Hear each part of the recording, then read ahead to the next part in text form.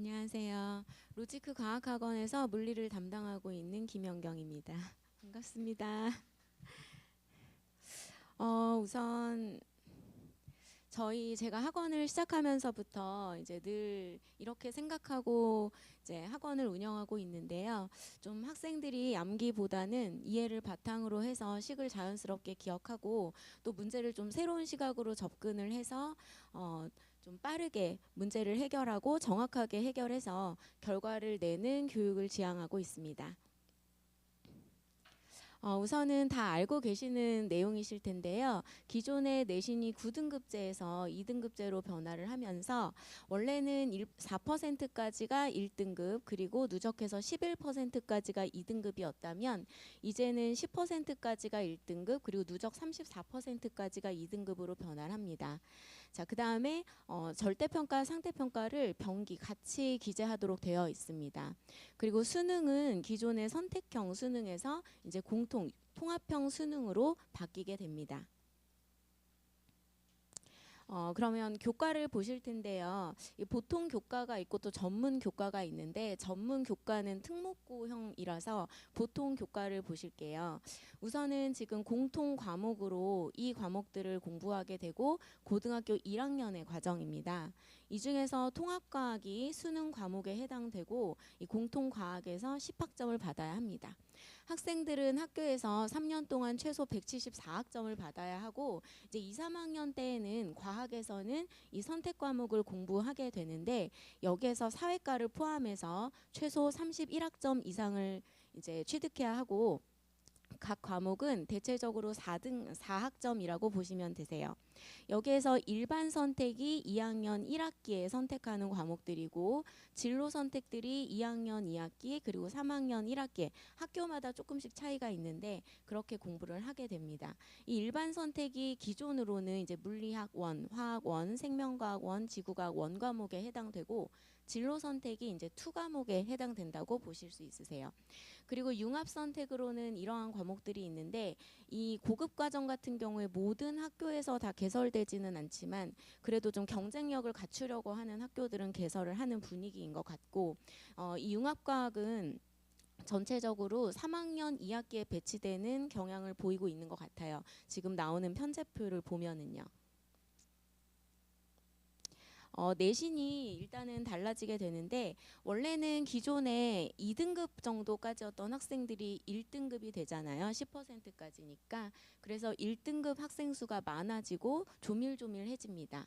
그리고 과거에는 이제 2등급까지만 하더라도 상위권 학생이라고 볼 수 있었는데 이제는 누적해서 34%까지의 학생이라 보니 2등급이 상위권 학생이라고 볼 수가 없고 따라서 상위권 대학에 지원하기가 조금 어렵게 됩니다.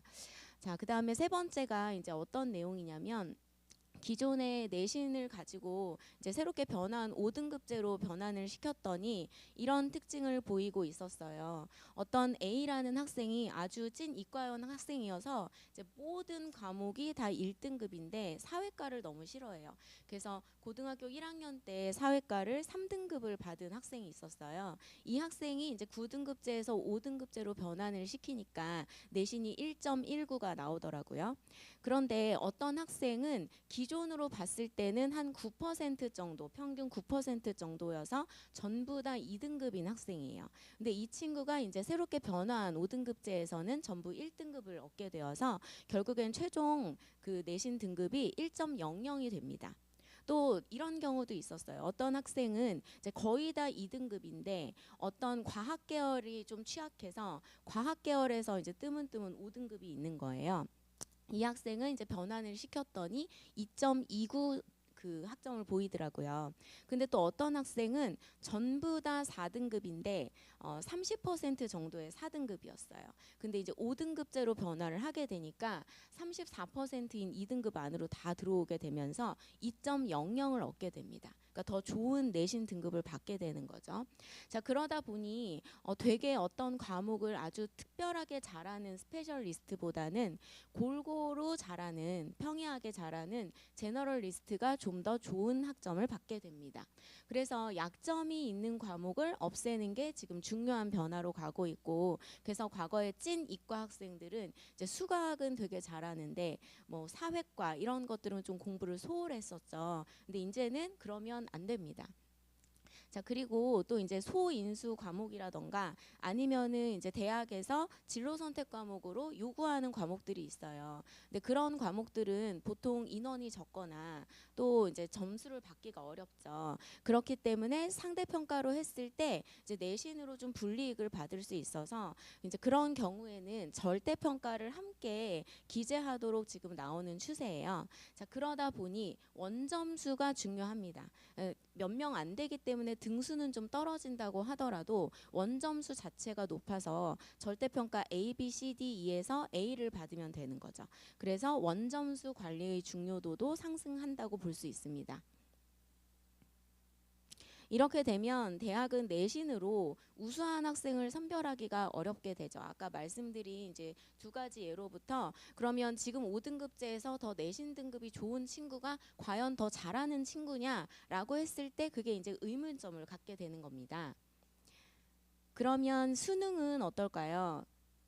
이게 이제 올해의 수능 물리원 19번 문제와 20번 문제거든요. 자, 그리고 우측은 이제 변화하는 통합과학에서의 수능 예시 문항이에요.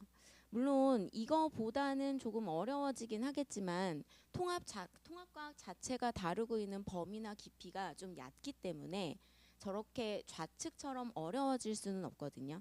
그래서 수능도 결국에는 아주 쉬워지게 됩니다. 근데 이게 과학뿐만이 아니라 수학도 기존의 인문 계열의 범위가 이제 수능 수학의 범위가 됐고 심화 수학이 결국에는 철회됐잖아요. 그래서 이게 과학에만 국한된 문제가 아니기 때문에 수능도 결국에는 변별력이 좀 없어지게 되는 거죠. 이러면 이제 어떤 변화가 있을 것인가? 결국 수능도 내신도 완벽한 변별력을 갖추고 있지 않기 때문에 이제 얼마 전에 서울대랑 경희대에서 2028 개정안을 발표했거든요. 이제 비슷한데요. 우선 수시에서 내신이 변별력이 확실하지 않으니까 수능 점수를 요구해요. 그래서 최저 기준을 보고요. 또 정시에서도 역시 또 수능이 변별력이 확실하지 않으니까 교과평가 내신 점수를 함께 봅니다. 그래서 수시가 정시화가 되고 정시가 수시화가 되는, 그래서 두 영역이 좀 겹치게 되는 그런 변화가 있어요. 그리고 기존에는 이제 9등급제라 보니까 이과생들 중에서 특히 뭐 물리학 1이나 물리학 2, 화학 1, 화학 2 이런 과목들은 워낙 인원이 적기 때문에 1등급을 받기가 어렵고 게다가 이제 또 너무 어려워요. 그리고 이제 학생들이 공부를 하다 보니 이 과목은 내가 수능에서 선택할 과목이 아닌데 내가 이걸 이렇게 점수가 잘 나올지 안 나올지도 모르는 과목을 열심히 해야 하는가 하다 보니까 2학년 2학기에서부터는 이제 버리는 과목들이 늘어나게 됐었어요. 근데 그게 가능했던 것이 수능이 워낙 어렵기 때문에 뭐 그 해의 정시로든 아니면 뭐 한 번 더 해서 재수의 정시로든 해서 정시로 역전이 가능했다면 이제는 정시로 역전이 불가능합니다. 그 수능 자체가 너무 쉽기 때문에 그러니까 지금 현재의 문과생들하고 비슷하다고 보시면 돼요. 이과에 비해서 문과는 재수를 한다고 해서 진짜로 더 성적이 잘 나오지는 않거든요. 그거랑 비슷하다고 보시면 되겠어요. 그래서 수능이 그렇게 이제 변별력을 잃게 되다 보니 학생들은 결국 내신을 열심히 해야 하는데 내신이 게다가 5등급제가 되다 보니까 10% 안에 들기가 이제 과거보다는 쉬워졌죠.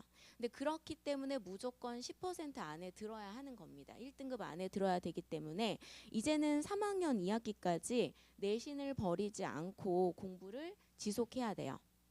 그리고 학교별로 지금 고교 학점제잖아요. 그래서 이제 전공에서 요구하는 핵심 과목과 권장 과목이 있습니다. 그래서 그런 것들을 해야 이제 가산점을 얻거나 혹은 최소한의 불이익은 안 받게 되는데 이제 그런 과목들을 선택해야 되고 또 대신에 그 과목들은 성취도 평가, 원점수도 같이 기재하도록 되어 있기 때문에 대신에 원점수를 잘 받도록 그렇게 공부를 하면 됩니다. 그래서 이러한 변화가 돼요. 그러면 이제 어머님들이 생각하실 때는 우리 학생들이 공부할 것이 너무 많아지는 게 아닌가, 내신도 많고 이제 수능도 많아지니까 너무 이제 걱정이 되실 텐데, 대신에 수능 공부가 지금보다는 아마 훨씬 가벼워질 거예요. 솔직히 지금 이제 올해 고3까지는 이제 기존의 선택형 수능인데, 그게 과거에 이제 저희 어머님들이 보던 수능에 비해서는 과목 수가 훨씬 적어요. 근데 그럼에도 불구하고 이제 수가하기 너무 어렵기 때문에 공부를 굉장히 많이 하거든요. 고3이 어느 정도 공부를 하냐면 하루에 적어도 공부 시간 17시간은 맞춘다라는 생각으로 공부를 해요. 근데 이제 그 공부를 수능이 가벼워지기 때문에 그 공부가 내신 공부로 분산이 된다, 이렇게 보실 수 있을 것 같아요.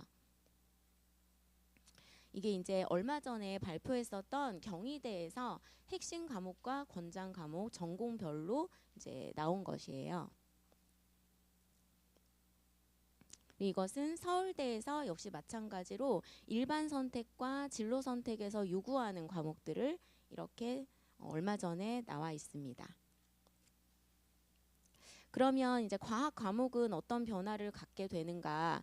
2학년 1학기 때 물리학 1이었는데 이제 물리학으로 바뀌게 되죠. 단원을 보시면 사실 거의 크게 차이는 없어요.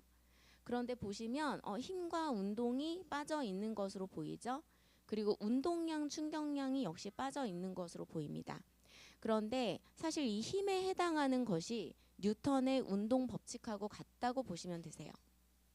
운동량, 충격량은 빠진 게 맞고요. 자, 그러면 물리가 좀 빠진 게 있네, 이렇게 생각하실 수 있지만 어차피 이 운동 단원은 통합과학에서 보게 됩니다. 그렇기 때문에 지금 물리학에서 빠져 있어요. 근데 물리학에서 이 역학들은, 여기가 지금 역학이거든요. 여기 평형과 안정성에서 역학적 에너지 보존까지. 이 역학 과목 같은 경우에는 운동은 일단 기본이에요. 문제의 마지막 풀이는 아니지만 중간 과정에서 무조건 필요한 부분을 차지합니다. 그래서 이 운동은 통과해서 제대로 해야 되고 여기 문제에서는 녹여 들어가 있을 거예요. 운동량, 충격량은 기존에도 역시 마찬가지로 통합과학에도 있고 물리학 1에도 있는 단원인데, 원래부터가 문제의 난이도는 통과와 물리학 1이 차이가 많지만 사실 들어가 있는 내용은 원래도 변화가 없었어요. 그래서 그게 물리학 1에서 물리학으로 되면서 빠졌다고 해서 공부량이 줄었다고 보기는 어려워요. 대신에 이 열역학이 물리학 1보다는 열과 에너지 전환으로 조금 가벼워졌습니다. 대신에 들어간 내용들도 있는데요. 지금 표시되는 힘과 평형, 이게 이제 회전 정력학이고 물리학 2에 있던 단원인데 물리학 평형과 안정성으로 들어오고요. 또 전자기 파트에서 전기장과 축전기가 들어오게 됩니다. 그래서 결과적으로는 사실 좀 라이트해진 거는 열역학, 그리고 이제 운동량, 충격량이 그래도 빠졌다. 대신에 들어온 단원들이 있는데 사실 열역학은 원래도 물리학에서 어렵지 않은 단원에 해당이 돼요. 근데 들어오는 회전 정력학이나 전기장이나 축전기는 모두 어려운 단원입니다. 그래서 사실은 주제도 많아지고 소재도 많아져서 학생들이 공부할 거리는 더 많아졌다고 볼 수 있어요. 그런데 문제는 이 물리학 1은 원래 1년 커리 과정이었는데 물리학은 이제 한 학기 과정이 됩니다. 그래서 2학년 학생들이 내신이 중요해진 이 상황에서 한 학기 한 학기 해야 될 것이 더 많아진 거가 돼요. 이제 물리학 2와 그 물리학 2가 이제 진로 선택 과목으로 바뀌게 됐는데 이렇게 변화했어요. 근데 이제 각각의 2 과목들이 진로 선택 과목으로는 2 과목으로 나뉘어 있는데요. 특히 물리학 2에서 역학과 파동에 해당되는 부분이 역학과 에너지, 그리고 전자기와 현대 물리에 해당되는 부분이 전자기와 양자, 이렇게 2 과목으로 나뉘게 되고, 현재 저희 학원에 있는 현재 고1 학생들을 보니까 역학과 에너지는 이제 2학년 2학기 때 한 학기 동안 공부를 하게 되고 전자기와 양자는 이제 3학년으로 넘어가는 학교가 많은 것 같아요.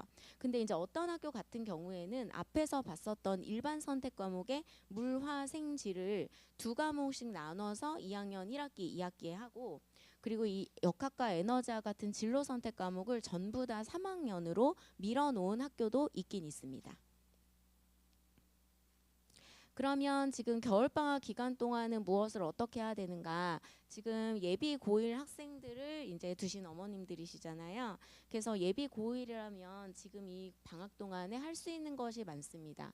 통합과학도 있고 또 물화생의 기본 특강도 있고 또 물화생의 심화 특강도 있고 그 다음에 이제 물투, 화투에 해당되는 그 진로 선택 과목이 있습니다.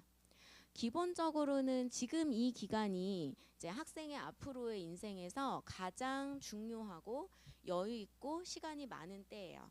그래서 지금 기본적으로는 좀 더 어려운 공부를 하는 것을 저는 권유하는 편이에요. 그래서 통과보다는 물화생 또 물화생을 한번 봤다면은 그들의 심화 과정을 보는 것을 좀 더 권하기는 하는데 만약에 예를 들어서 친구가 중학교 동안 과학에 대해서 조금 거부감이 있었고 수학을 그다지 좋아하지 않으면서 또 게다가 마음적으로 심정적으로 통합과학을 내가 보고 가야지 그래도 고1에서 조금 더 자신감을 가지고 공부할 것 같은데 이걸 보고 가지 않으면은 내가 힘들 것 같다 라고 한다면은 통과를 하는 것을 권하고요. 또 지금이 가장 시간이 많을 때예요. 이제 고등학교에 가면 사실 이제 선행은 거의 어려워져요. 이제 중학생들은 평달에는 계속 선행을 하잖아요. 근데 이제 고등학교 가면 내신이 너무나 빠듯하고 힘들기 때문에 평달에는 그냥 내신 공부하기에 급급하고 방학만이 선행의 과정이기 때문에 지금 만약에 시간이 가능하다면은 두 과목 정도를 듣는 것도 이제 앞으로 미래를 위한 좀 준비가 될 수 있다라고 보실 수 있습니다. 그래서 저희 시간표를 보시면 이제 통합과학 그리고 이게 물리학, 화학, 생명 그리고 이제 그들의 심화 과정 그리고 이 마지막이 진로 선택 과목에 해당이 됩니다. 통합과학은 그냥 방학 특강과 그 다음에 심화 방학 특강이 있는데 사실 통과는 처음 본다고 하더라도 학생이 과학에 별로 거부감이 없고 수학을 좋아한다면 심화 특강을 듣는 것도 괜찮습니다. 왜냐하면 어차피 기본 특강이나 심화 특강이나 설명은 쉽고 자세하게 할 거예요. 설명은 어차피 많이 한 친구들한테도 쉽게 해야 좋은 설명이기 때문에 설명은 쉽고 자세하게 할 거고 다만 이제 문제의 난이도가 조금 차이가 있을 텐데 물화생이나 아니면 진로 선택 과목에 비해서 통과는 그 문제의 난이도의 범위가 그렇게 크지 않아요. 그래서 막 어렵다고 하더라도 뭐 물화생처럼 어마어마하게 어렵진 않기 때문에 심화 방학 특강을 듣는 것도 괜찮습니다. 그러면 이제 방학이 끝나게 되면 방학 동안에 이렇게 특강을 하죠. 이제 3월부터는 내신 대비 과정으로 가게 되는데 통합과학은 1년 커리이기 때문에 3월에서 12월까지 가게 되고 이 내신 대비 과정은 1년 4번의 내신을 위해서 열심히 공부를 하는 과정이에요. 보통 4번의 시험에서 한 번의 시험당 8주 정도의 이제 내신 대비 기간을 갖게 되거든요. 그러면 그 8주 동안 앞에 3, 4주는 개념 정리하고 그 다음에 4, 5주는 문제풀이를 하게 되는데 어떠한 공부든지 간에 기본은 이 3요소를 갖추는 거예요. 일단은 다양성을 높이면서 양을 충족시켜야 되겠고 그 다음에 한 주 한 주 공부를 함에 따라서 점점 심화를 시켜줘야 됩니다. 근데 요거까지는 잘하는데 가장 중요한 거는 반복인 것 같아요. 그러니까 틀린 것을 다시 보지 않으면 나중에 그 문제를 맞닥뜨렸을 때 학생은 똑같은 사고 과정으로 똑같이 틀린 답을 선택하게 되어 있어요. 그래서 무조건 반복해야 합니다. 그러면 이제 내신 대비를 어떻게 해야 되는가? 사실 이제 3학년까지 1년에 내신을 4번씩 보니까 12번이나 시험을 보게 되고 보는 과목 수도 많잖아요. 그래서 어떤 학생들이든지 간에 내가 준비한 만큼의 꼭 모든 매회 시험에서 결과를 얻진 않아요. 대신에 또 내가 준비를 좀 덜 했는데 의외로 잘 본다 이런 과목도 있긴 있고, 또 되게 내가 자신이 있는 과목이었는데 좀 컨디션이 오늘 좋지 않았다, 문제가 잘 안 읽혔다, 뭐 이런 걸로 시험이 좀 못 보는 경우도 있긴 있어요. 근데 이게 나에게만 국한된 것이 아니라 모든 학생에게 동일한 것이기 때문에 이번에 못 봤다고 하더라도 다음번에 잘 봐서 이거를 좀 만회하겠다라고 생각하고 버리지 않고 공부를 해야 되고, 지금은 더더군다나 1등급이 10%나 되기 때문에 그렇게 할 수 있습니다. 저희 내신 보니까 확실히 9등급제보다는 1등급 받기가 훨씬 수월해진 것을 좀 볼 수 있었어요. 자, 그리고 이제 세 번째, 이건 사실 뭐 혼자서 공부를 잘하는 친구들은 잘합니다. 근데 이제 대부분은 좀 그렇지 않아서 시스템 안에서 공부를 하라고, 결국에는 좋은 성적을 얻어야 하니까요. 그렇게 얘기를 하고 싶은데, 만약에 학교 공부만 따라가게 되면 거의 학교에서는 내신 직전까지 진도가 나가요. 그래서 아까 앞에서 말씀드렸던 3요소, 물량과 심화와 반복, 이 세 가지를 학생이 스스로 계획을 짜서 공부를 하기가 어렵습니다. 그 다음에 또 학원을 안 다니는 과목은 결국에는 자꾸 뒤로 미뤄져서 공부를 안 하게 돼요, 확실히. 그리고 마지막으로 세 번째로는 학원을 다니는 것이 결국에는 시간을 단축하게 됩니다. 어머님들이 학원을 다니면 홍공하는 시간이 부족해지는데 이거 어떻게 하냐라고 하시는데, 이걸 학원 공부 따로, 홍공하는 공부 따로 이렇게 두면 안 되고 이걸 하나의 공부로 만들어야 돼요. 그래서 결국에는 어느 수준의 실력을 쌓는 거를 최종적으로 평가를 해보면 학원에서 공부하는 것이 훨씬 시간이 줄어듭니다. 일단은 혼자서 개념 공부하는 것보다는 정리가 잘 되어 있고, 또 게다가 이제 경험이 풍부한 선생님이 이제 꽂히듯이 설명을 하기 때문에 학생의 개념을 크게도 바라보면서 디테일하게도 바라보게 돼요. 그래서 확실히 개념 습득 시간이 훨씬 짧아지고, 그다음에 이제 문제를 풀면서 사실 공부를 하는 과정에 있어서 시행착오를 겪으면서 또 거기에서 오류를 발견해서 성장을 시키는 게 굉장히 좋기는 한데 시간이 그렇게 많지 않기 때문에 그거를 만약에 혼자 공부를 하게 되면 시행착오는 겪는데 오류는 못 발견할 수가 있어요. 근데 이제 학원에서는 그걸 그때그때 집어주기 때문에 이제 빠르게 성장을 할 수가 있죠. 그래서 웬만하면은 좀 따라가는 것을 권합니다. 그러면 이제 통합과학 내신은 어떻게 나오는가? 사실 아직까지는 통합과학은 고1에서의 모고 정도만 나와 있고, 사실 아직 통합을 수능으로 겪는 고3이 아직 없었잖아요. 이제 내년부터 있게 될 텐데, 그러면 이제 고3으로서의 모고가 나오게 되겠죠. 그러면 문제가 조금 정형화됩니다. 근데 지금은 그렇지 않기 때문에 학교별 자유도가 굉장히 높아요. 그리고 통합과학이 그렇게 어렵지 않기 때문에 사실 이과생들은 공부 다 열심히 해요. 열심히 하기 때문에 굉장히 학교에서 변별하기가 어려워져서 대부분의 학교들이 조금 교과 내용 이상의 문제가 나오도록 좀 더 내용을 하시는 경우가 많아요. 그래서 적정 수준 좀 더 심화를 해야 되고, 근데 이제 통합과학이 내용 자체가 많이 어렵지는 않다 보니까 어머님들이 중등 내용이 대부분이다라고 잘못 알고 계시는 분이 많은데 그렇지는 않습니다. 사실 이 통합과학이 굉장히 다루는 범위는 넓고 그 깊이는 아주 얇아서 물 1에서부터 G2까지 골고루 조금씩 다 연결이 되어 있어요. 근데 이제 이 통과가 공부를 할 때는 별로 어렵지는 않은데 이게 내신에서 성적을 잘 받는 거는 조금 또 다른 문제예요. 막 공부를 할 때 어렵지는 않지만 단원에 따라서 특히 이제 지구과학 단원들이 그런데요.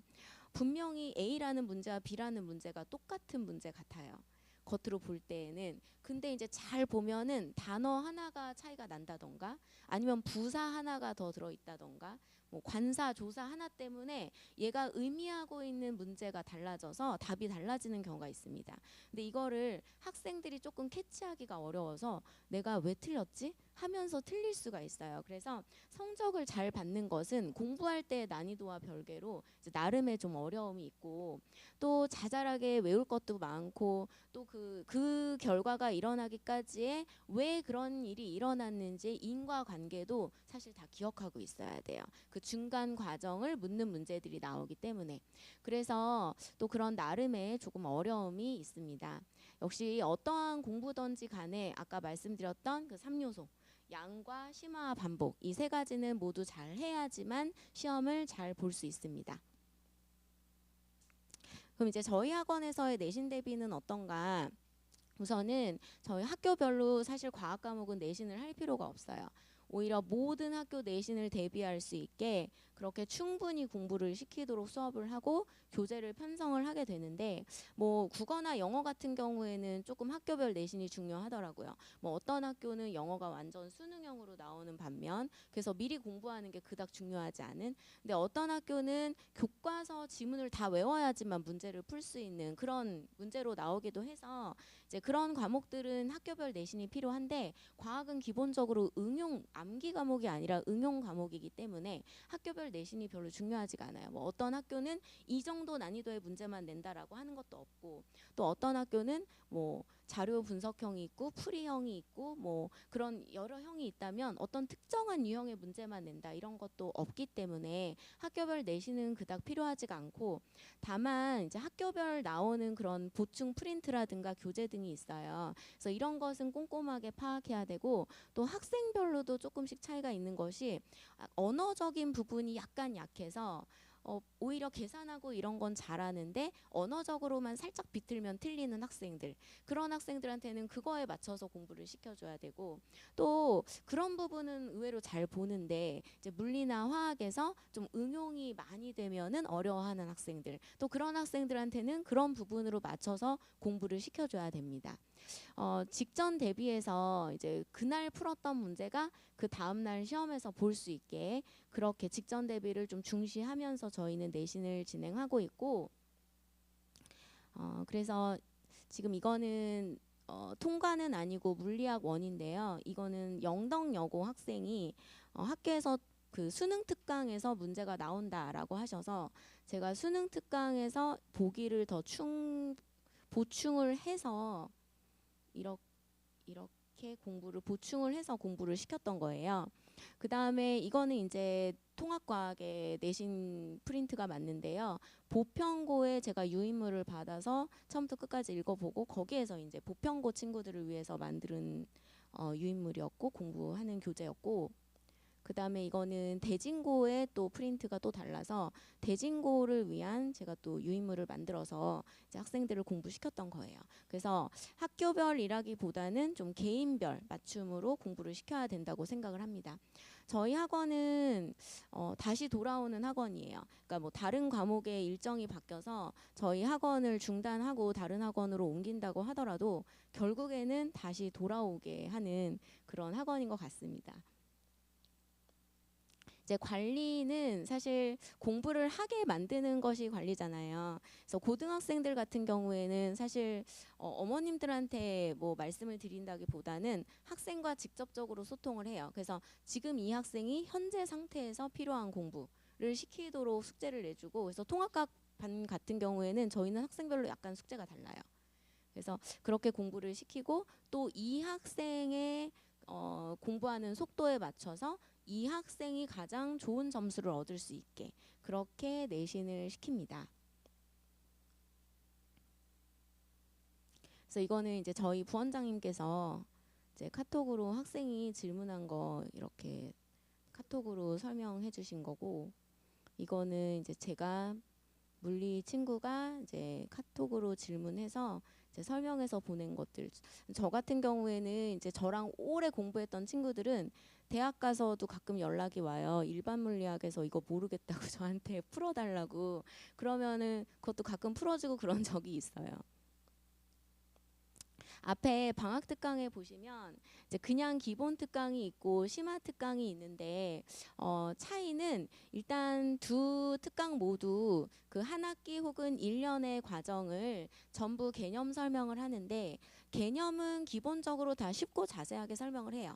다만 심화 특강의 경우 이제 통과는 그렇지 않고요. 통과는 내용이 짜잘하게 많기 때문에 이제 다 자세히 해야 되고요.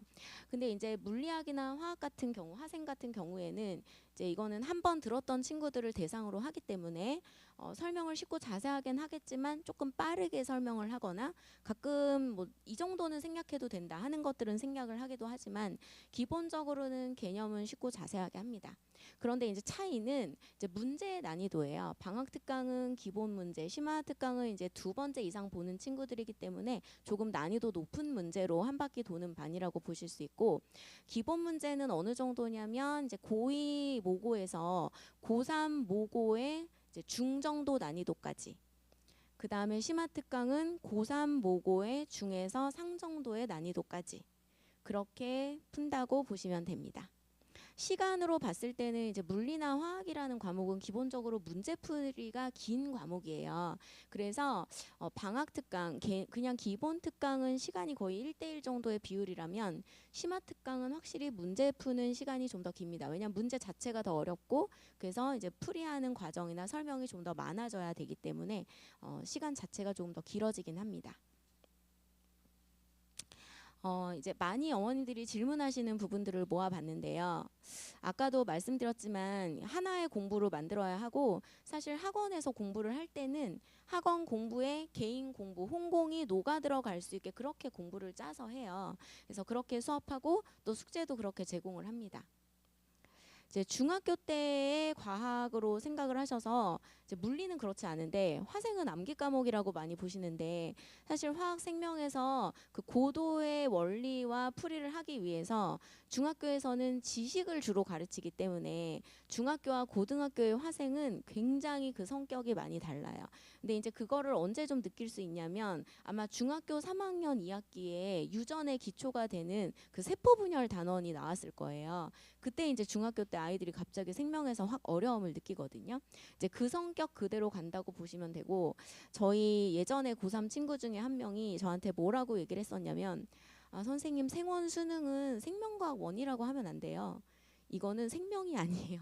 이건 추론 영역 1이라고 이름을 붙여야 돼요. 할 정도로 과목의 성격이 굉장히 많이 다릅니다. 과학은 학교별 내신이 별로 필요가 없기 때문에 진도가 중요해요. 진도만 맞으면 오히려 이제 개인별 그리고 이제 물론 선생님의 성격상 좀 이런 문제를 좋아한다, 이런 문제를 좋아한다는 건 있어요. 그래서 좀 그거에 맞춰서 공부를 시킵니다. 근데 이제는 이 4번에 대해서는 사실 좀 의미가 없는 것 같아요. 이제는 모든 과목을 편식 없이 잘 해야 되기 때문에 게다가 뭐 원래 9등급제에서도 사실 어떠한 공부든지 간에 완성이라는 거는 없어서 하나를 끝내놓고 하나를 시작한다 이건 사실 좀 불가능한 거고 이제 모든 과목을 함께 병행해 가면서 실력을 높여가는 그런 공부를 해야 할 것 같습니다. 아, 이거는 이제 전데요. 네. 제가 이런 수업을 하도록 노력하고 있고 좀 이런 수업을 오랫동안 해왔습니다. 이건 굉장히 저의 오래전의 사진입니다. 네. 이렇게 해서 이제 물리와 그리고 입시 변화에 대해서는 말씀을 드렸고 제가 아까 저희 학원은 돌아오는 학원이라고 말씀드렸잖아요. 그 다시 돌아오게 하시는 선생님이 바로 저희 강은혜 부원장님이세요. 그래서 강은혜 부원장님께서 이제 화학 생명에 대해서 이제 발표를 해주시겠습니다. 근데 여기 어머님들 책상에 보시면 이렇게 3개의 유인물이 있는데 마지막 한 장이 상담 카드예요.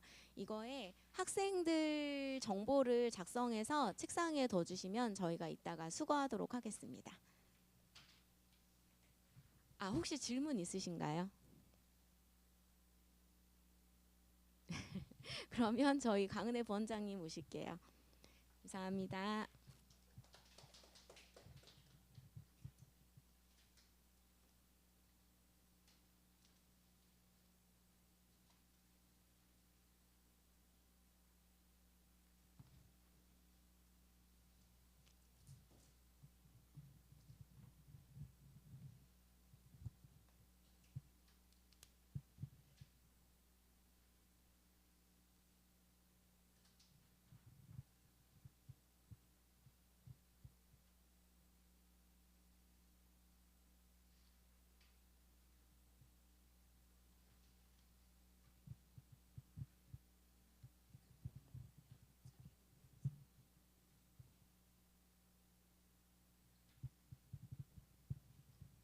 네, 안녕하세요.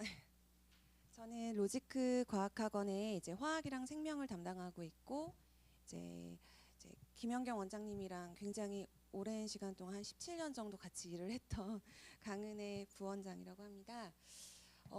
일단은 앞에서 원장님께서 28년도 이후 이제 입시, 그러니까 지금 현 중1까지가 대상이 될 것 같아요. 2032년도 수능 그 이전에 해당하는 내용들을 조금 말씀해 주셨는데, 저도 이제 그 부분하고 관련해 가지고 화학 생명하고 관련한 부분들을 조금 설명을 드리도록 할게요. 일단은 여기 제가 조금 오버해서 단군 일의 가장 큰 변화라고 썼는데, 진짜 되게 큰 변화가 일어나는 건 맞는 것 같고요.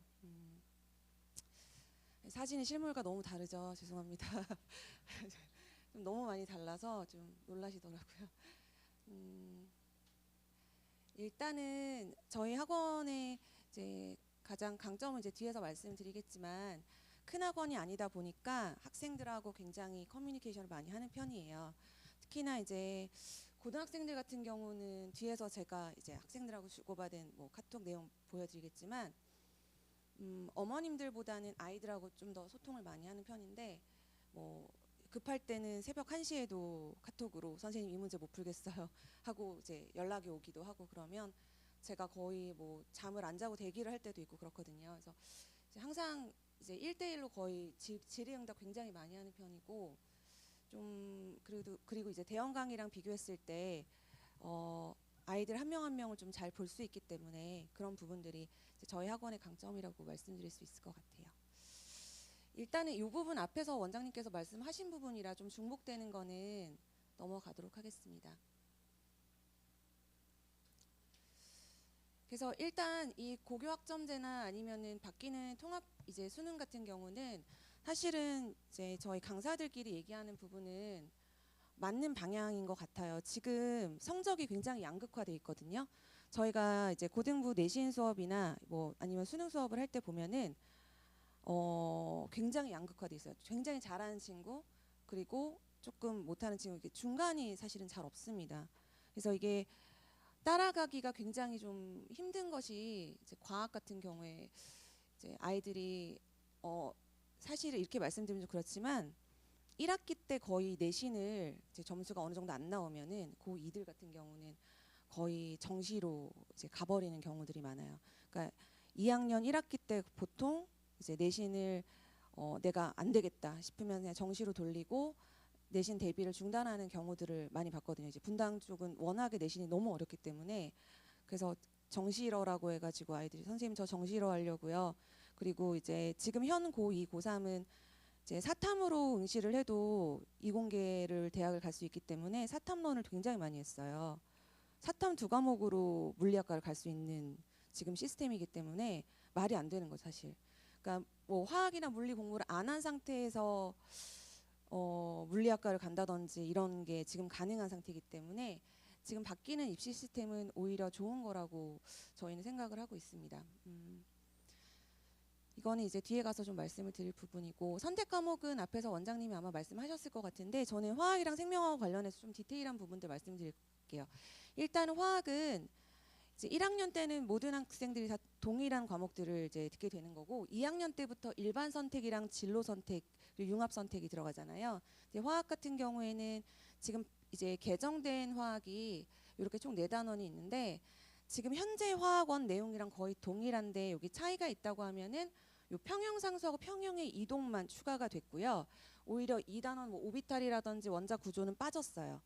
그래서 일반 선택에서 화학이 뭐 많이 어려워졌다고 볼 수는 없을 것 같고, 비슷한데 이제 뭐 평형상수랑 이런 부분도 이게 화학 2에 있던 내용이 추가적으로 들어갔다. 그다음에 산화환원이라고 하는 단원이 있었는데 그게 빠졌어요. 이제 그건 통합과학이랑 좀 중복되기도 하고, 그래서 그거는 진로 이제 선택 과목으로 좀 넘어간 부분이 있습니다. 이거는 이제 진로 선택 과목인데요. 화학은 2가지가 있어요. 이제 물질과 에너지하고 이제 뒤에서 화학 반응의 세계, 이렇게 2가지인데 이게 지금 현재 2라고 생각하시면 되세요. 화학 2요. 그래서 일단은 제가 뒤에서 말씀을 드리겠지만 뭐 의학이나 아니면은 뭐 간호학 아니면 약학 쪽으로 간다 그러면 요 화학하고 관련된 진로 선택 2과목, 물질과 에너지, 그다음에 화학 반응의 세계, 그리고 이제 생명 같은 경우도 이제 2과목이 있는데 그 2과목 총 4과목 중에서 최소 2과목을 이수를 반드시 해야지 의약학 계열을 이제 입학을 할 수가 있습니다. 그래서 이런 과목들이 일단은 2학년 학교마다 조금씩 차이가 있는데요. 보통은 2학년 이제 2학기 때 들어가거나 뭐 중앙고 같은 경우는 3학년 때 들어가는 이제 경우들도 있어요. 그래서 진로 선택 과목들이 이렇게 들어가고 이게 지금 현재 2라고 보시면 돼요. 2에 있는 내용들이 거의 똑같습니다. 여기서 이제 추가로 이제 엔트로피 같은 이 단원만 신설 단원이라고 보시면 될 것 같아요. 이 내용도 지금 화학 2에 있는 내용들이고 여기서 이제 산화환원 요 부분만 화학 1에 있던 내용이 요 화학 반응의 3개에 추가가 됐고 요 마지막에 있는 단원은 2015년도 개정되면서 사라졌는데 다시 들어갔습니다. 그래서 이제 일반 선택 과목에서 2학년 1학기 때 하는 이 화학에서의 단원별 특징이랑 난이도를 보시면은 제일 앞에 배우는 이제 몰과 화학식량은 그대로 있어요. 지금 있는 내용이 그대로 있고 가장 이제 어려운 내용이라고 보시면 될 것 같고 그 다음에 이제 중간에 있는 내용들은 그렇게 많이 어렵지는 않고요. 이제 화학 평형이나 이런 부분들은 원래 2에 있을 때는 어려운 단원이 아니었는데 이게 일반 선택 화학으로 내려오면서 아마 이제 몰과 화학식량이랑 병행해가지고 새로운 킬러가 될 가능성이 좀 있는 단원이라고 볼 수 있을 것 같고요. 여기서 킬러라고 말씀드리는 건 내신에서 킬러라고 말씀드릴 수 있을 것 같아요. 제가 조금 있다가 이 주변 학교들 기출문제를 샘플을 보여드릴 건데 수능은 쉬워지지만 내신은 결코 쉬워지지 않을 거라고 저희가 보고 있거든요. 변별을 위해서. 물론 서술형 평가의 비중이 올라가기 때문에 수능형 문제들로만 어렵게 낼 거라고 보지는 않고요. 이제 최대 뭐 60% 정도까지 서술형 문제의 비율을 높여갈 거라고 발표를 했기 때문에 서술형 문제의 비율이 올라가기는 하겠지만 어찌됐건 그래도 어려운 기존에 있던 기출문제들 수능에서 출제됐던 문제들의 자료들이 풀이 엄청 많기 때문에 고등학교에서 그거를 반드시 쓰실 거라고 저희는 보고 있어요. 왜냐하면 주변에 있는 고등학교는 거의 기출문제, 수능 기출문제나 모평 문제를 그대로 쓰시거든요. 학교에서 내신으로. 그래서 이제 그런 부분들이 이제 내신에서 이걸 이제 시험을 볼 때 어려운 문제들을 반드시 이걸 사용하실 거라고 저희는 좀 생각을 하고 있습니다. 수능 같은 경우는 이제 통합과학으로 바뀌잖아요. 그래서 일단은 통합과학은 제가 뒤에 가서 이제 보여드리겠지만 물화생지 중에는 그래도 물리화학이 그나마 조금 통합과학 중에서 어려운 편에 속하는 파트고요. 생물지구과학은 조금 암기가 많이 들어가는 파트이기 때문에 통합과학에 있는 물리화학이 융합된 형태로 좀 어렵게 문제가 나오지 않을까라고 저희는 보고 있어요. 그래서 이제 지금 현 중3들 같은 경우는 일단은 통합과학 전체 과정들 그리고 그 심화 과정들 그리고 이제 앞으로 공부할 일반 선택이나 진로 선택을 준비를 해야 되지만 더 어린 친구들 같은 경우에는 요새 지금 물리화학 선행을 하는 붐이 굉장히 많이 일고 있거든요. 그래서 지금 중1, 중2 친구들이 굉장히 많이 문의가 오고 물리화학 선행을 많이 하고 있어요. 그 이유가 이제 통합과학에서도 그렇고 앞으로 이제 공부할 내신에서 이런 물리화학 파트가 이제 중요하기 때문이다라고 생각을 이제 하고 있습니다. 그리고 통합과학은 물화생지를 모두 이제 배우기 때문에 이 개념이 다 유기적으로 연결이 되어 있고요. 이제 하나의 이제 히스토리처럼 쭉 단원이 연결이 되어 있습니다. 그리고 융합형 문제를 낼 거라고 수능에서 발표를 했거든요. 그래서 이런 부분들이 이제 전체적으로 이해하는 능력을 키워야 되고요. 그리고 앞에서 본 것처럼 일단 단순 암기가 아닌 응용력을 요구하는 문제가 많이 출제가 될 거라고 예상을 하고 있어요. 그리고 실험이나 탐구활동 같은 경우는 일단 뒤에 가서 말씀드리겠지만 보고서 작성이나 서술형 문제, 그 다음에 이제 조별활동, 그 다음에 사실은 지금은 아이들한테 이제 물어봤을 때 뭐 수행평가 같은 것들 보면 심화 수행평가나 가제형을 많이 하는데 이제 불시에 그 예고 없이 보는 수행평가의 비율이 올라갈 거라고 얘기를 하고 있어요. 그래서 그냥 종이 한 장 주고 갑자기 선생님이 수행평가를 한다든지 예고 없이 하는 수행평가. 그러니까 항상 머리에 장착이 돼 있어야 되는 시대가 이제 왔다고 보시면 될 것 같아요. 그래서 일단은 과학적 사고력을 키워야 된다. 이게 너무 조금 막막한 얘기기는 한데 그래서 그냥 수능 시대일 때는 사실은 어려운 문제들을 열심히 기계적으로 푸는 능력을 키우면 되는데 이제부터는 그렇지가 않다. 단순한 지식 암기를 넘어서 가지고 추론 능력이라든지 서술형 평가에도 대비를 해야 되고, 그리고 이제 융합형 문제, 통합과학에서 요구하는 수능에서 요구하는 융합형 문제까지도 다 이제 커버를 해야 되기 때문에 그런 부분들이 이제 필요하다라고 볼 수가 있습니다. 그래서 지금 현 중3들한테는 뭐가 필요한지 일단 좀 정리를 해보면, 통합과학 기초가 안 돼 있는 친구들은 일단 겨울방학 동안 이제 통합과학 기초를 다져야 되고, 근데 기초만 해서는 안 되고요. 심화 문제풀이가 반드시 이제 들어가져야지 될 것 같아요. 말씀드린 대로 통합과학에 있는 내용들이 지금 현재 물화 생지에 이제 원 파트에 있는 내용들이 거의 똑같이 중복되는 게 많아요. 예를 들어서 화학 같은 경우는 뭐 화학 결합이라는 파트가 지금 화학 원에 똑같은 내용이 있고요. 산화환원이나 중화반응도 화학원에 현재 화학원에 똑같은 내용이 있거든요. 그러면 그건 지금은 이제 통합과학이긴 한데 학교 선생님들은 그 화학원에 해당하는 문제를 내신해서 시험에서 내세요. 그렇기 때문에 저희 같은 경우에는 수업을 할 때 통합과학 수업이긴 하지만 화학원 기출문제까지도 같이 문제를 풀려야 되거든요. 그렇지 않으면은 좋은 점수를 받기가 어렵기 때문에 좀 심화 문제 풀이까지도 좀 훈련을 해야지 된다라고 보셔야 될 것 같고, 그다음에 뭐 실험 설계나 이제 보고서 작성하는 것들도 이제 저희 학원이 뭐 보고서 작성하는 학원은 아니기는 한데, 그런 이제 보고서를 작성하거나 아니면 변인을 통제하는 거 이런 것들에 해당하는 문제들, 서술형 문제들이 있어요. 그런 문제들 가지고 이제 아이들하고 좀 연습을 많이 하려고 저희도 서술형 문제를 좀 준비를 하고 있거든요. 그래서 그런 부분들이 이제 반영이 될 수 있도록 좀 노력을 해야 될 것 같고, 그다음에 또 중요한 거는 이제 1학년 때는 과목 선택이 이제 당장 닥친 건 아니지만 2학년 때 선택할 과목들을 미리 좀 계획을 잡으시는 게 필요할 것 같아요. 이제 입학사정관이 한 학생을 굉장히 입체적으로 본다고 하거든요. 그럼 이 친구가 어떤 전공에 관심이 있고 그래서 어릴 때부터 어떤 과목을 선택을 해서 들었는지 그걸 보기 때문에 2학년 때 선택할 과목들, 그래서 내가 전공을 뭘 할지를 미리 좀 스스로 계획을 세우고, 그리고 만약에 이거는 지금 확실하게 제가 말씀드릴 수는 없는데 학교마다 개설되는 과목들이 다른데, 예를 들어서 뭐 고급 화학이나 고급 생명과학을 듣고 싶은데 우리 학교에 개설이 안 되는 경우에는 다른 학교에서 그게 수강이 가능하다고 알고 있는데 지금 현재 그게 시행이 되고 있지는 않다고 들었거든요. 그래서 지금 이제 고1 올라가는 친구들 같은 경우에 그게 어떻게 되는지는 좀 확인을 해봐야 될 것 같은데, 만약에 자기 학교에서 개설되지 않은 과목을 만약에 다른 학교에서 수강을 해서 들었다 그러면 그 부분이 자기 주도성을 가진 친구라고 해서 플러스 요인이 또 될 수가 있다고 얘기를 하더라고요. 그래서 그런 부분들까지도 좀 생각을 하셔서 이제 어떤 과목을 선택을 할지를 학생하고 잘 맞는 과목들을 좀 미리 뭐 선행을 하든 아니면 중학교 때 공부를 했었던 것들을 가지고 바탕으로 판단을 하든 이제 과목들을 좀 생각을 하는 것이 이제 중요할 것 같습니다. 그래서 일단은 중3 로드맵을 간단하게 화학생명과 관련해서 만들어 봤는데요.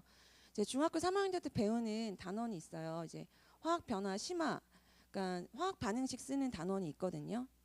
그 단원은 지금 고1 통합과학 같은 경우에는 이제 뭐 물질의 변화라는 단원에 이제 포함이 돼 있고, 화학에서는 화학 반응식이나 이제 양적 관계, 그다음에 질량 보존의 법칙이나 뭐 기체하고 관련된 내용들이 다 연결이 돼 있습니다. 그래서 중학교 때 배우는 화학 변화나 화학 반응식이 고등학교 통합과학이나 화학에 다 연관이 돼 있기 때문에 이 중학교 때 배웠던 내용들 이제 복습을 좀 잘 하는 것들이 중요할 것 같고, 그 다음에 중학교 때 세포 분열이랑 멘델 유전 배워요. 근데 이게 통합과학이랑 생명과학, 그 다음에 이제 진로 선택에 해당하는 생명과학에 이제 유전 파트에 그대로 들어가 있습니다.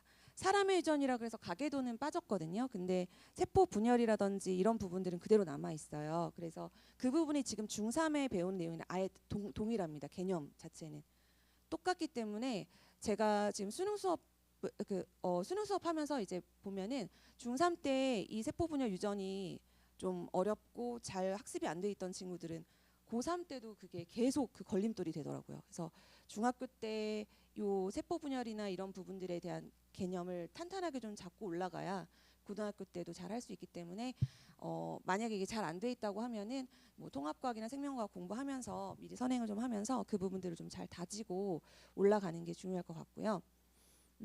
그래서 이제 중3에서 해야 될 이제 핵심 학습이라고 하면 지금 제일 급한 건 이제 통합과학일 것 같아요. 그래서 이게 개념 선행이 일단 되어 있어야지 되고, 그다음에 이게 되어 있다고 하면은 이제 겨울방학에 만약에 시간적인 여유가 된다고 하면 통합과학 개념이나 심화를 하면서 화학이나 생명 중에서 이제 브릿지 과정들 뭐 일반 선택에 있는 과목들을 좀 선행을 하는 것도 추천을 드릴 수 있을 것 같습니다. 그래서 저희가 뭐 이제 일반 선택 과목도 개강을 다 하고 진로 선택도 일단은 시간표에 넣어 놓기는 했거든요. 그래서 그런 과목들 만약에 시간이 되는 친구들 같은 경우에는 사실은 고등학교 가면은 그 학년에 내신을 대비하기 때문에 시간이 더 없어요. 그래서 그런 부분들을 조금 이제 중3 때 시간이 있을 때 연습을 하면 더 좋을 것 같고요. 수능은 통합과학으로 바뀌었지만 화학이랑 생명과학이 중요한 이유는 이제 통합과학은 아까 말씀드린 대로 계속 융합된 형태잖아요. 그러다 보니까 일단은 이제 대학 시각에서는 이제 탐구 과목은 사라졌긴 하지만 내신에서 어떤 과목 선택을 했는지 그 과목에 이제 융합 선택은 이제 등급이 절대평가로 들어가기 때문에 절평이긴 하지만 일반 선택이라든지 그냥 공통 선택은 다 상대평가로 들어가고요. 성취도는 다 들어갑니다. 그래서 등급이 안 좋아도 성취도가 좋으면, 그러니까 열심히 했다, 그런 것들 입학사정관이 다 볼 수가 있게 해놨고요. 그리고 우리 아이가 아주 잘하는 친구들이 많은 고등학교에 갔어요. 그러면 등급 자체는 안 좋은데 성취도가 좋고, 그리고 아이들의 점수가 전체적으로 다 상위권에 분포가 돼 있으면 이 아이의 등급은 낮지만 전체적으로 아이들이 다 우수한 친구들이 몰려있기 때문에 등급이 이렇구나, 그런 걸 입학사정관이 입체적으로 평가할 거라고 얘기를 합니다. 그래서 무조건 잘하는 학교에 가면 불리하다 이런 거는 아니라고 보시면 될 것 같아요. 못하는 학교에 간다고 해서 뭐 내신을 잘 받을 수 있다, 그런 시대는 아니라고 보시면 될 것 같습니다. 그래서 학교별 순위도 다 보고 그 다음에 그 이제 등급에서 전체 학생들이 몇 % 정도의 형성이 되어 있는지, 그래서 이 아이가 등급이 실제로는 뭐 3등급이지만 전체에서 아이들이 점수가 분포가 어떻게 되어 있는지까지 다 판단한다고 하니까 이제 그런 것들까지도 좀 디테일하게 보시고 학교 분위기가 좋은 것도 사실은 중요할 것 같습니다. 그리고 여기 지금 세부 능력 특기사항을 적어 놓기는 했는데 세특이 중요해진다는 거는 뭐 많이 들으셨을 거예요. 그래서 이제 뭐 탐구 활동, 독서 활동은 뭐 책 제목을 기입을 할 수 없게 돼 있기는 한데 보고서를 쓰거나 할 때는 이 책을 읽고 이런 내용들은 다 서술할 수 있기 때문에 독서 활동 기입을 할 수가 있고, 그리고 보고서를 쓰거나 동아리 활동, 팀 활동할 때는 그런 것들 이제 결과물을 낼 때는 책 읽은 것들을 다 쓸 수가 있어요. 그래서 그런 이제 어릴 때부터 자기가 가고 싶은 학교에 학과가 있으면은 그거하고 관련돼 가지고 히스토리를 계속 만들어가는 것들이 중요할 것 같아요. 고1 때부터. 그래서 전공 적합성이나 기초학력 이런 건 판단할 때 그냥 단순하게 점수 양적인 것들을 보는 게 아니라 입체적으로 학생들을 판단하기 때문에 이제 성취도 판단하는 부분에서 그런 독서 활동이나 아이가 뭐 어떤 그것과 관련돼서 어떤 연구를 했는지, 보고서를 썼는지 이런 것들도 잘 기록이 될 수 있도록 신경을 좀 써주시면 좋을 것 같습니다. 그래서 여기 지금 제가 이제 화학이랑 생명과학이니까 뭐 의학이나 약학 쪽 아니면은 화생 관련한 전공 쪽으로 간다고 하면은 이제 진로 선택 과목에서, 그러니까 일반 선택에서는 화학이랑 생명 중에서 이제 최소 2과목을 듣고 진로 선택 과목에서도 이제 2과목 이상을 듣고 탐구 활동을 하게 되면은 그런 것들이 이제 이점이 될 수 있다라고 말씀드릴 수 있을 것 같아요. 이건 예시고요. 그래서 고2 1학기 때는 일반 선택으로 화학이랑 생명과학 이제 약간 리스크가 있으니까 뭐 생명과학하고 화학을 2개를 다 듣고, 이제 진로 선택은 만약에 가능하면은 과학탐구 실험을 듣고, 2학년 2학기 때는 이제 뭐 세포와 물질대사 그리고 생물의 유전, 화학 반응의 세계 뭐 이런 것들이 있으면은 요 화학하고 생명하고 관련된 부분들을 이제 2과목, 이 중에서 2과목 정도, 여기 지금 제가 3개만 써놨는데 4개 중에서 2과목을 이제 듣는 것들을 좀 추천을 드리고요. 그래서 이런 조합으로 쓰면은 이제 화학 생명 계열 트랙이 좀 찍힌다라고 말씀을 드릴 수 있을 것 같아요. 그리고 반드시 융합 과학 탐구나 이런 과학 탐구 실험도 반드시 좀 수강하는 걸 추천을 드리고요. 그리고 내신에서는 그냥 기존 수능 난이도랑 거의 비슷하거나 깊게 들어가요. 그래서 수능은 쉽지만 내신을 대비할 때는 굉장히 어렵게 지금처럼 계속 공부를 해야 됩니다. 그래서 학교 자체 문제나 교육청이나 모의고사 스타일, 그러니까 수능 기출문제 스타일로 섞여 나와요. 제가 뒤에 가서 보여드릴 건데, 그래서 일단은 항상 제가 말씀드리는 건, 아이들한테 얘기하는 거는 학교 기출문제는 교사한테 요구하면 받을 수 있게 돼 있거든요. 작년 기출문제는. 그거를 반출은 못하더라도 사진을 찍거나 복사는 할 수 있게 돼 있는데 작년 기출 문제를 반드시 먼저 보라고 얘기를 해요. 그래야 학교 문제 스타일을 유형을 먼저 알 수 있거든요. 네, 이 주변의 학교들의 유형은 비슷비슷하기는 한데 그래도 약간씩의 차이가 있습니다. 그래서 수능형 문제들로 추론형 문제들로만 거의 대부분 이루어져 있는 학교들도 있고 약간 내신 스타일이랑 섞여 있는 학교들도 있고 조금씩 차이가 있기 때문에 그리고 선생님에 따라서도 차이가 있거든요. 그래서 작년 기출을 반드시 먼저 보고 그거에 맞춰서 내신 대비를 하라고 저는 얘기를 하거든요. 그래서 학교 기출로 사전 파악을 하고 그다음에 교과서 가장 중요하고요. 교과서 문제 많이 내시고요. 그다음에 학교 프린트, 그다음에 시중 내신 대비 문제집으로 일단은 기본적인 개념이랑 문제를 쌓고 그다음에 기출 문제집을 반드시 저희는 풀려요. 그래서 뭐 마더텅이나 자이스토리 같은 기출 문제집을 고3도 아닌데 왜 내신을 그거를 풀냐라고 하시는데 제가 뒤에서 보여드릴게요. 수능 문제를 내신에서 내시기 때문에 그렇습니다. 고1 때 그러면 수능 대비는 통합과학 같은 경우에 문제수가 기존 20문제에서 25문제로 늘어나고 시간도 10분이 늘어나고요. 점수도 이렇게 좀 다양화가 돼요. 그래서 개념 암기보다는 이제 자료 통합이나 추론 계산에 힘을 좀 줘야 되고 그래서 이제 내신 대비하면서 고1 때부터 수능 준비도 그냥 계속 돈다라고 생각하시면 돼요. 통합과학은 그냥 계속 문제풀이하면서 시간 재면서 연습을 한다. 내신 기간 때는 내신을 준비하고 통합과학은 좀 사이드로 계속 연습을 하면서 시간 재면서 푸는 거를 고1 때부터도 좀 시작을 해주시면 좋을 것 같습니다.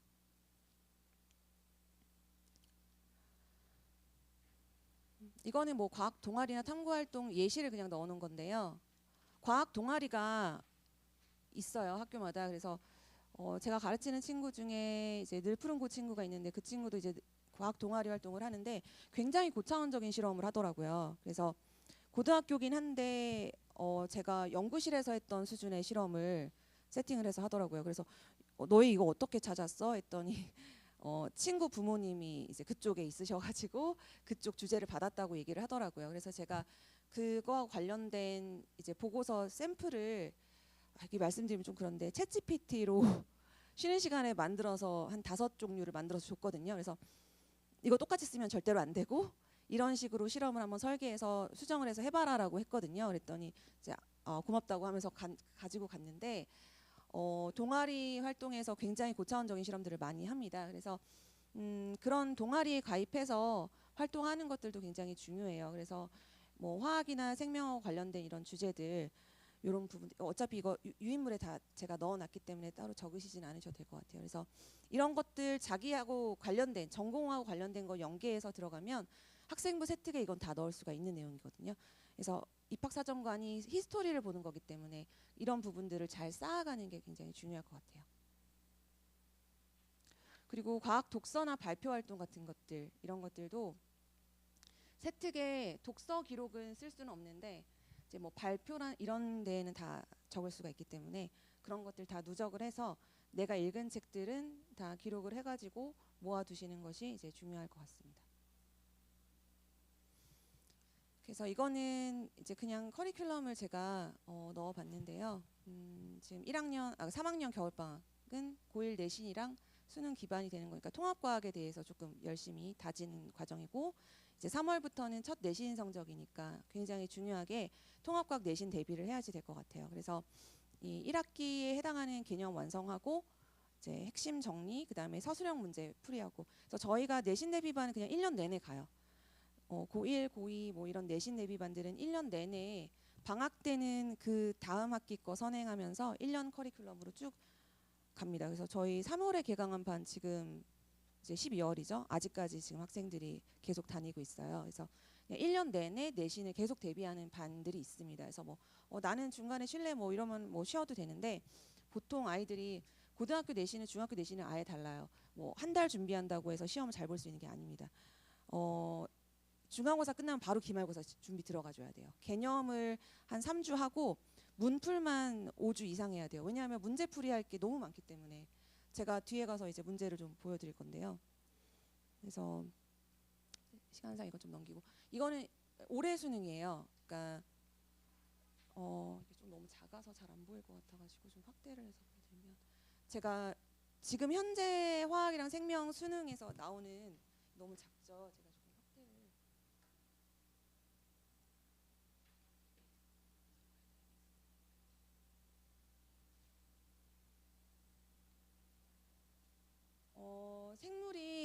저도 그렇고 어머님들 세대가 암기 과목이라는 생각 많이 하시는데 전혀 암기가 아니에요.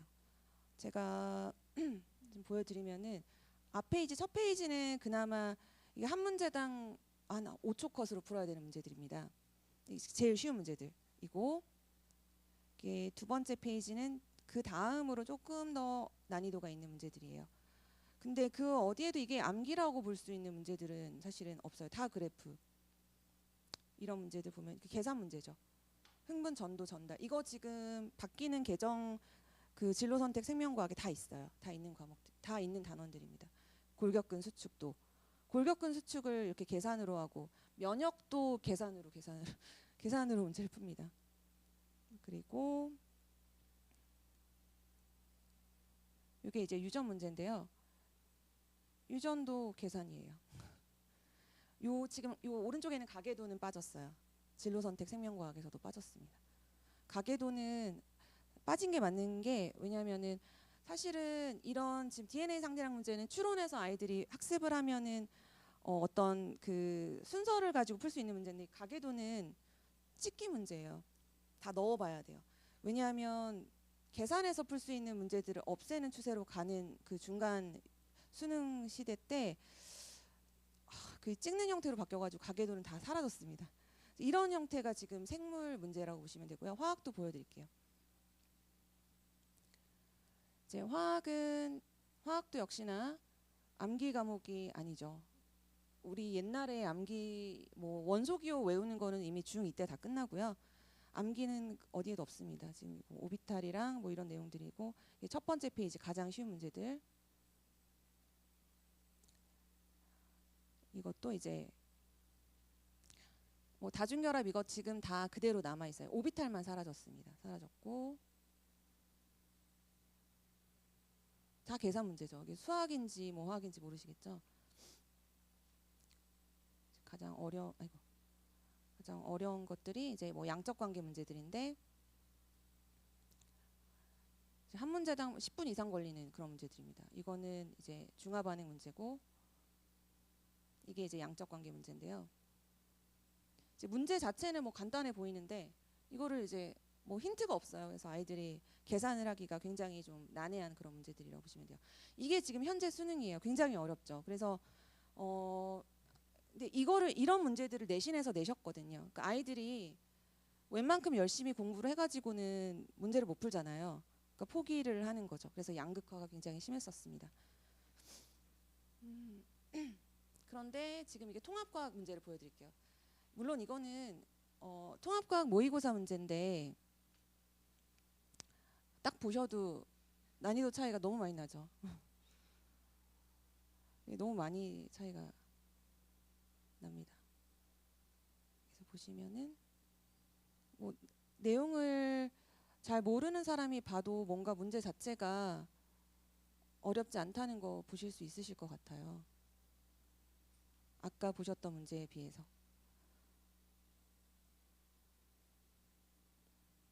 네. 그래서 뭐 이런 뭐 생물 다양성과 보전에 대해 뭐 나눈 대화이다 막 이런. 그래서 수능은 확실하게 쉬워진 게 맞습니다. 맞고 그러다 보니까 내신에서 변별이 생길 수밖에 없는 것이고요. 그래서 저희가 아까 말씀드린 대로 서술형 문제 중요해진다고 했는데 그럼 과학 서술형 문제 어떤 식으로 나오냐? 글짓기가 아니에요. 과학 서술형은. 보시면 이런 게 서술형 문제입니다. 과학에서 서술형 문제. 화학 반응식 완성하고 이제 계산 과정을 쓰는 거예요. 풀이와 답을 쓰는 거. 풀이 과정들 쓰는 거. 여기서는 이제 뭐 화학식 뭔지 그다음에 X의 질량이 어떻게 되는지 풀이 과정을 서술하는 거. 그러니까 글짓기를 하는 게 아니라 저 X를 구하는 과정을 서술하는 거예요. 화학 같은 경우는. 그다음에 석회석 넣어주는 이유를 뭐 서술하고 화학 반응식으로 나타내라. 이런 식으로 서술형 문제들이 나옵니다.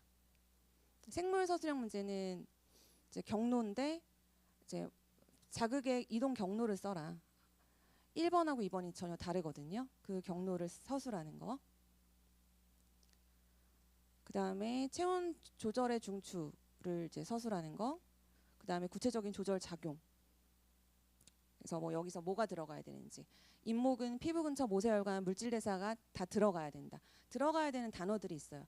여기서는 아예 지정을 해줬잖아요. 근데 지정 안 해주는 경우가 있어요. 그러면 학생들이 서술할 때 어떤 단어가 빠지면 감점이 됩니다. 그래서 그런 식으로 서술형 문제들이 뭐 국어처럼 뭐 글짓기를 하는 것이 아니라 꼭 들어가야 되는 내용, 그 다음에 풀이 과정을 적는 형태의 서술형 문제라고 보시면 될 것 같아요.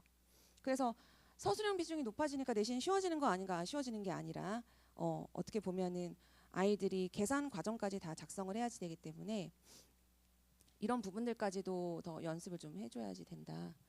이거는 교육청에서 이제 융합형 통합과학 문제의 샘플로 올린 거예요. 그런데 사실 딱히 융합형이라고 보기에는 조금 애매합니다. 그냥 기존 통합과학 문제랑 똑같아요. 이거는 제가 방금 수능 문제 보여드린 거랑 비슷해서 넘어갈게요.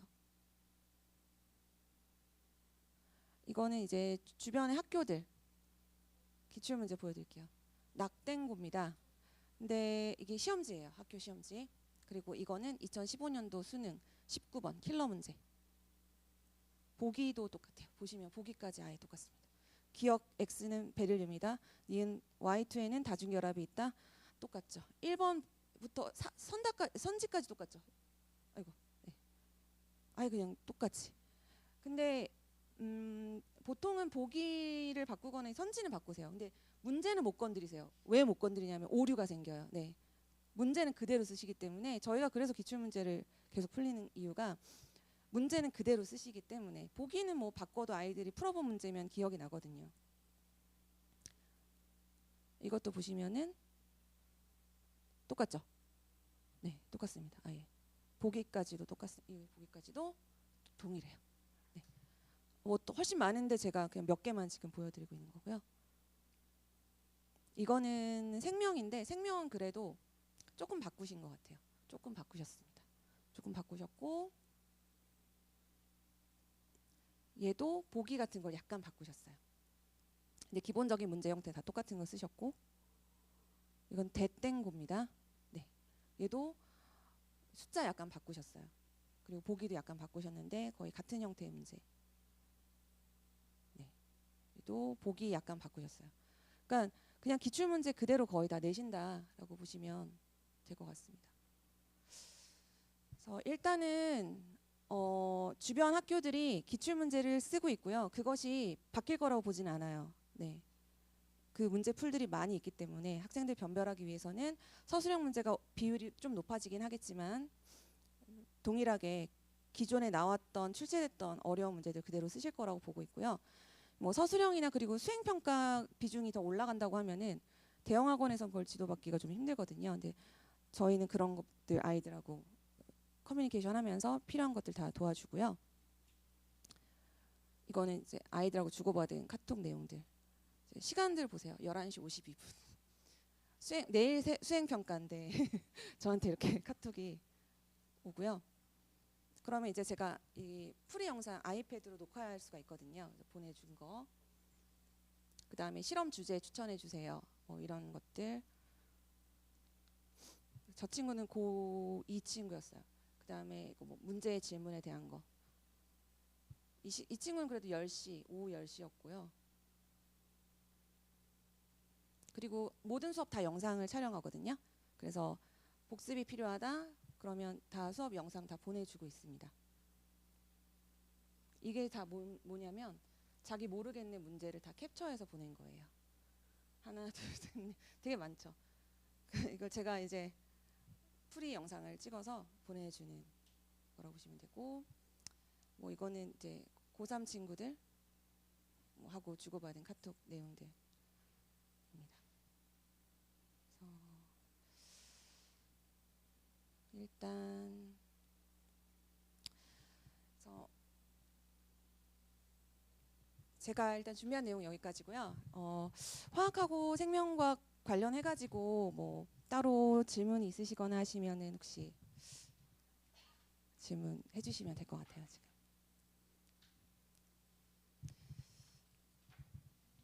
네네.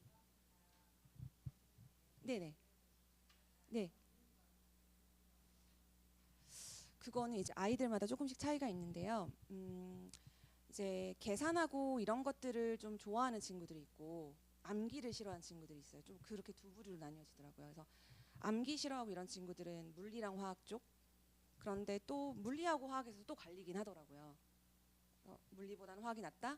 아, 저는 화학보다 물리가 나아요. 이런 친구들이 있고.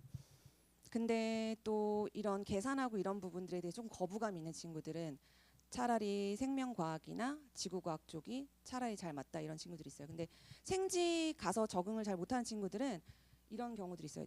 약간 그 어떤 팩트를 가지고서 자기가 납득이 돼야지 이해가 돼야지 그걸 받아들이는 친구들이 있거든요. 근데 그런 친구들은 생물지구과학에서 조금 직관적으로 이해하거나 약간 찍기처럼 이렇게 대입을 해서 찾아야 되는 문제들이 있거든요. 그런 유형들. 근데 그거를 적응을 못하는 경우들이 있더라고요. 제가 고3 지도를 해보면. 그래서 선생님 왜 이거를 얘를 이렇게 다 집어넣어서 찾아야지 돼요? 이제 직관적으로 그걸 찾아야지 되는 거에 대해서 자기는 납득을 못하겠대요. 이제 그런 친구들은 어떻게 보면 물리화학이 더 잘 맞을 수가 있고 또 수학을 좀 잘하고 수학 쪽에 조금 거부감 없는 친구들은 물리화학이 좀 잘 맞을 수가 있고요. 근데 이제 수학을 좀 잘 못한다, 별로 안 좋아한다 이런 친구들은 생명과학이나 지구과학 쪽 그런 쪽이 좀 잘 맞을 수 있어요. 뭐 화생을 묶는다고 치면은 만약에 의학학 계열로 간다면 화학 생명은 다 하기는 해야지 되고요. 근데 화학에서 나오는 수학은 사실은 사칙연산만 할 줄 알면 되기 때문에 네 그래서 수학이 조금 떨어져도 화학은 열심히 할 수가 있는데 화학이 조금 더 추론이 많은 과목이고 생명은 조금 직관적인 거, 암기 이런 게 조금 더 많다. 근데 생명도 아까 보신 것처럼 계산이나 추론 문제들이 많긴 해요. 있긴 있어요. 근데 화학이 좀 더 그 비율이 높다라고 보시면 되고요. 그래서 최근에는 단순암기 문제들은 지구과학 정도에 조금 있고 물화생은 다 이런 추론형 문제들로 바뀝니다. 그래서 내신은 아마 그대로 유지가 될 거기 때문에 계산 능력이 많이 떨어지지 않는다라고 하면은 아이들이 자기가 전공을 하고 싶은 과목하고 관련해 가지고 조금 생각을 해보면 좋을 것 같아요. 그래서 뭐 공대를 가겠다 그러면 이제 물리학 쪽은 반드시 들어야 되는 거고요. 네. 근데 그쪽이 아니고 뭐 제약이나 뭐 이런 약학 아니면 뭐 간호 아니면 이런 쪽으로 가겠다 그러면 화학이랑 생명 관련한 진로 선택은 반드시 하기는 해야지 돼요. 좀 어렵더라도. 그리고 만약에 그걸 선택을 했는데 안 맞으면 재수강하는 제도를 만들려고 지금 교육부에서 하고 있다고 해요. 이게 당장 언제부터 시행될지 모르겠는데 뭐 빠르면 내년이나 내후년부터. 그래서 그 미이수라고 해서 페일하면은 아예 그냥 안 들은 걸로 이제 인정을 하게 되는데 그럴 경우엔 재수강을 할 수도 있고 그다음에 진로를 탐색하는 과정에서 내가 어떤 과목 수강했는데 물리를 들었거나 또는 화학을 들었는데 성적이 안 좋았는데 이제 내가 그게 안 맞아서 다른 과목으로 변경을 했다. 그래서 그 변경한 과목 관련된 과로 이제 진로를 정해서 대학을 이제 지원을 하게 됐을 때 그 전에 들었던 점수 안 좋았던 과목은 입학사정관이 보지 않는다고 합니다. 그러니까 그건 진로 탐색 과정이기 때문에 점수 안 좋고 등급 안 좋아도 이 점수는 중요하지 않다. 그래서 굉장히 입체적으로 학생을 판단하는 그런 어떤 입시 제도라고 보시면 될 것 같아요. 그래서 너무 두려워하지 않고 진로 선택 과목 선택해서 들어보는 것도 나쁘지는 않으실 것 같아요. 네. 네. 네, 네. 네.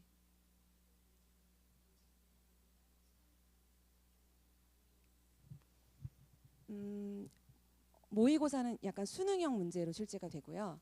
그래서 어떻게 보면은 좀 더 깔끔하게 출제가 되는 거고 내신 통합과학은 정말 지저분해요. 어머니. 그 어렵지 않은 걸로 아이들을 변별해야 되잖아요. 그래서 이렇게 말씀드리면 좀 그렇지만 말장난이 굉장히 심합니다. 내신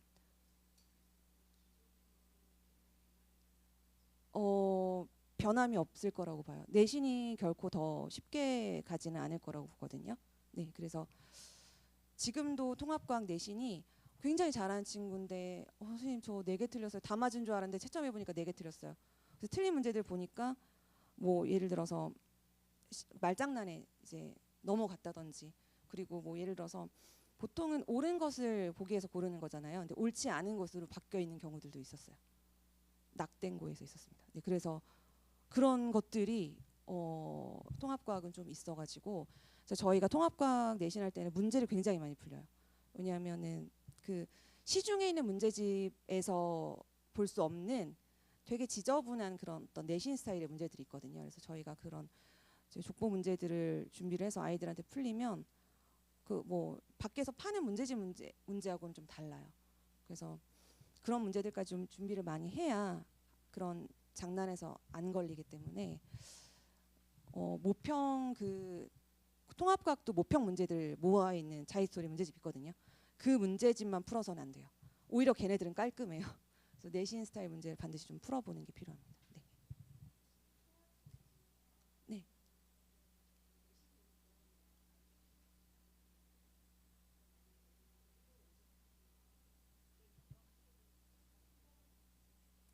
저희가 그러니까 예를 들어서 뭐 생명과학이다 그러면은 지금 이제 현재 생명과학은 아이들이 이제 다 동일한 과정을 듣잖아요.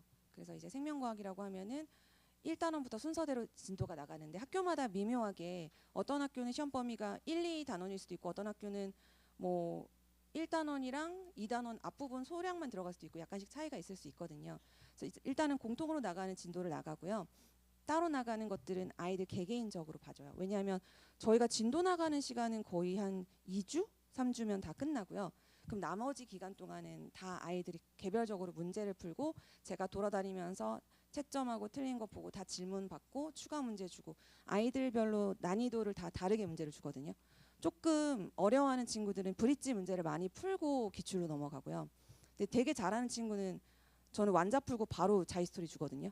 그런 친구들은 이제 중간 브릿지가 없어도 갈 수가 있는 친구라서 오히려 자의를 여러 번 푸는 게 낫다. 뭐 이런 친구들도 있고. 그래서 개별적으로 하기 때문에 진도가 조금 차이 나는 친구들은 따로 제가 개인적으로 수업을 다 해주는 편이에요. 그래서 왜냐하면 내신이 저희 학원이 그렇게 그 어떤 대형 학원이 아니다 보니까 아이들이 막 엄청 막 몇십 명씩 있지는 않아요. 예, 그래서 그것들을 이제 다 개별적으로 좀 케어를 할 수가 있기 때문에 그리고 만약에 결석을 했거나 아니면 진도가 안 맞는 친구가 새로 들어오거나 하면은 저희 영상을 보게 하거나 해서 따로 제가 좀 일찍 부르거나 다른 날 잡아서 보강을 해요. 네.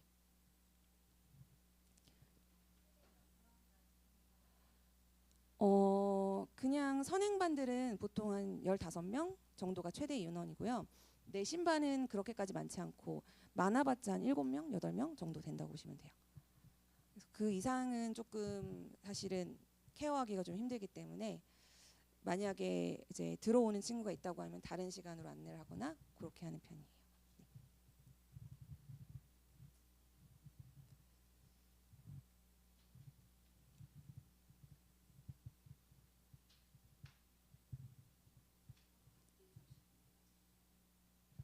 3월 말씀하시는 거죠. 네. 일단은 3월 거는 저희가 보통은 내신 대비반하고 그 다음에 이제 선행반들이 쭉 개설이 될 거긴 한데 이제 고등학생들은 사실은 예를 들어 지금 고1이 되는 친구들 같은 경우에는 통합과학 내신 대비반을 듣게 된다고 보시면 되고요. 보통은 주말에 오전 타임이나 오후 타임 이렇게 두 타임 보통 개강이 되거든요. 그래서 뭐 일요일 날 오전 9시에서 뭐 12시 또는 12시 반까지 뭐 3시간이나 3시간 반 정도 수업이 진행이 되고요.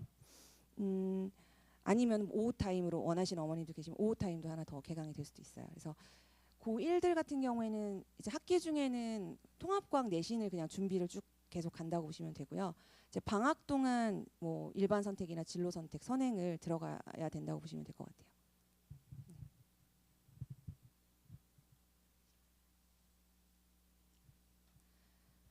그래서 지금 겨울방학 시간표에는 거의 이제 특강들 같은 경우에 2월에 종강하는 반들이라고 보시면 되고요. 3월부터는 새로운 커리큘럼인데 지금 이제 고1 되는 친구들은 3월부터는 통합과학 내신 대비반으로 이어서 연계가 된다고 보시면 될 것 같습니다.